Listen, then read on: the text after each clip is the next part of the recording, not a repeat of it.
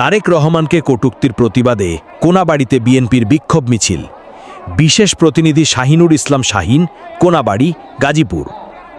গাজীপুর মহানগরের কোনাবাড়িতে শহীদ রাষ্ট্রপতি জিয়াউর রহমানের ছবি অবমাননা এবং বিএনপির ভারপ্রাপ্ত চেয়ারম্যান তারেক রহমানকে কটূক্তির প্রতিবাদে এক বিক্ষোভ মিছিল অনুষ্ঠিত হয়েছে।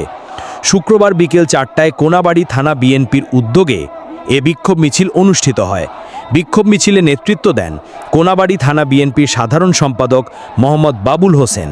মিছিলটি কোনাবাড়ি বিসিক থেকে শুরু করে কাঁচাবাজার ইউ-টার্ন হয়ে গাজীপুর চৌরাস্তায় গিয়ে শেষ হয়।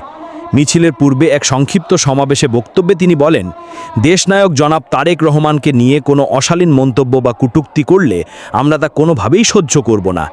এ ধরনের কর্মকাণ্ডের বিরুদ্ধে আমরা রাজপথে থেকে জবাব দেব।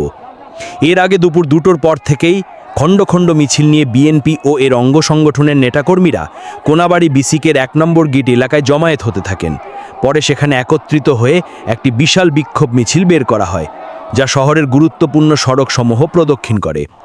বিক্ষোভ মিছিলে আরও উপস্থিত ছিলেন কোনাবাড়ি থানা বিএনপির সহপাঠ সম্পাদক মোহাম্মদ জসিম উদ্দিন, যুগ্ম সম্পাদক 1 ইঞ্জিনিয়ার মোহাম্মদ মেহেদি হাসান রিয়াদ, দপ্তর সম্পাদক মোহাম্মদ মামুনুর রশিদ, 9 নম্বর ওয়ার্ড বিএনপির সাধারণ সম্পাদক আরিফুল ইসলাম লিটন সহ বিএনপি ও অঙ্গ সংগঠনের বিভিন্ন পর্যায়ের নেতাকর্মীবৃন্দ।